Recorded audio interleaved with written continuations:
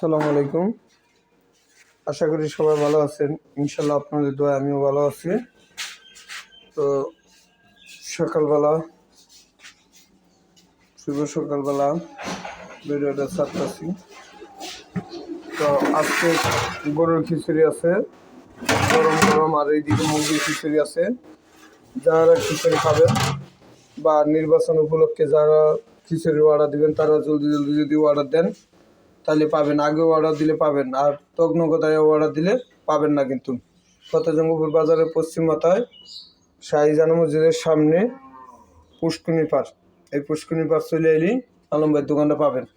যারা খিচুড়ির অর্ডার দিতে চান তারা ফতেজঙ্গপুর বাজারের পশ্চিম পাশে আসেন।